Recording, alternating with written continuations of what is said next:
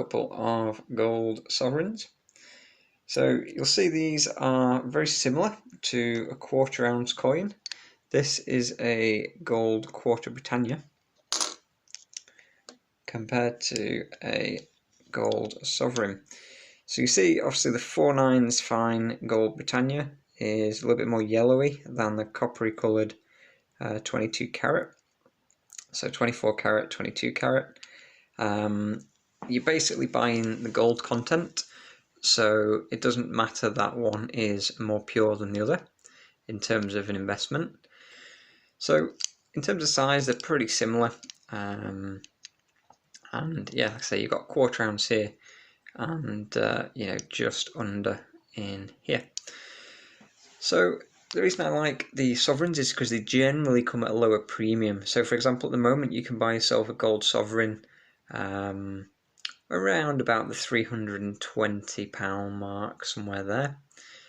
These 1/4 ounces you're paying around about the 360 mark, just roughly. There is obviously a little bit of a price difference there. So overall, the benefit of the sovereign is that it is still a fractional piece, coming just under the 1/4 ounce there, but it does also come at a lowish premium considering. So your lower premium, obviously, is by buying a bigger piece of gold. So if you're buying a kilo bar, for example, you'd be paying a lot less premium. Coins, though, like these, don't attract capital gains tax, so they are obviously popular for that reason. And there's no VAT on investment gold either. So you're not paying the VAT or capital gains, for example, on this, whereas the gold bars, in theory, you were paying capital gains on those. Okay, at the present time, obviously, I'm not a tax advisor, so I don't pretend to be either. Do your own research on there.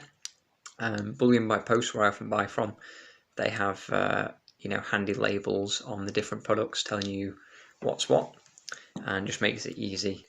If you have a proof coin and you don't keep it in proof condition, then your premium will just disappear when you come to sell. Collectors are going to look and think, no, not having it. Whereas if you've got bullion grade, it doesn't matter too much if it's been, shaken around in a capsule, maybe left out to the fresh air. Whereas these proof coins that come in here, you need to be obviously a bit more careful.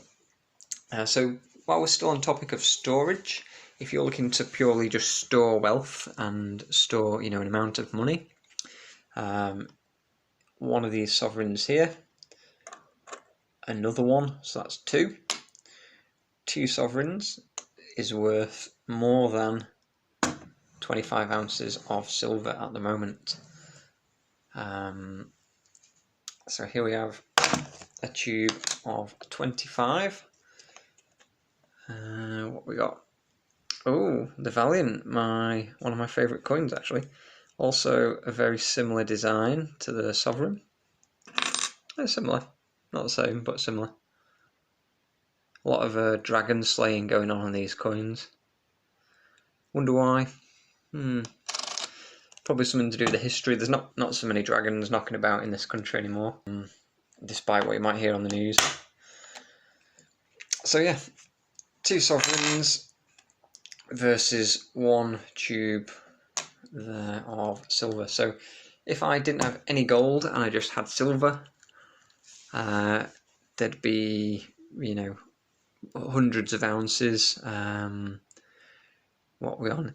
We're looking at like nearly 10 ounces of gold. So if you converted that to silver at the minute, I'm not exactly sure on the price, but you're going to be having, boxes and boxes. Like would we fill a monster box, 500 ounce? I think we might, quite comfortably. Yeah, public maths, I should have worked that out before it came on the video. But yeah, another benefit of the sovereign, the storage, size. I am looking for a tube so I can, just have a tube of them. And then in a tube, somewhere like this tall, you would have 25 sovereigns, which At the moment, you're talking like £7,000 or £8,000 in just one tube. It's much easier to store, much more portable than the equivalent in silver. I'm not sort of debating gold versus silver. I do have both, and I think both have pros and cons. But yeah, gold sovereign, that is why I like them. Obviously, the advantages of being fractional. If you are looking to liquidate, a small amount at a time, you can. It's very easy to sell a sovereign, across the world. They're well recognised.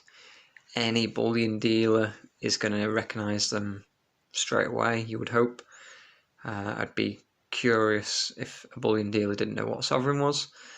And also, anyone who's into the precious metals, is going to have heard of them at least and be familiar with them. So pretty good, recognised. I know some of the viewers across the pond there in the USA. I know you like the Eagles and things like that. It makes sense, if you're based in the US, sovereign's probably not as common. And yeah, maybe you'd go with the Eagles there. They're very similar in terms of the gold content. They're not 4/9s, but they are 22 carat, I believe. You also have obviously 1 ounce coins, which are quite low premium. You've got things like the Krugerrand, affordable for people. They obviously require more outlay to buy. But you do pay usually less per ounce for the gold. So the thing is, if you can go and buy one of these maybe once a month, once a week, once however long, you have then, put your money into gold and it's locked away. It's not sat there in the bank grinning at you. They're available to spend. So putting it into the gold silver is a good strategy to stop you from doing anything else with it. What is this? And yeah, this is a 20 yuan panda, gold panda, 20th ounce, I think it is. So yeah, the advantage over things like this, they are a lot cheaper to buy per the weight of gold that you get in. The sovereigns are. And yeah, they're just uniform, easy. You don't have to trawl through the internet to find them and, look through all the coin dealer websites to see, let's compare everything. You can just go straight in there and it's done. So if you want a quick, hassle-free way of putting your money into gold, that's why I like the sovereigns. Hope you enjoyed the video. Any comments, questions, drop them down below. What do you think? Have you got any sovereigns in your stack? Do you want some? Do you like them? Let me know, guys. Talk to you soon.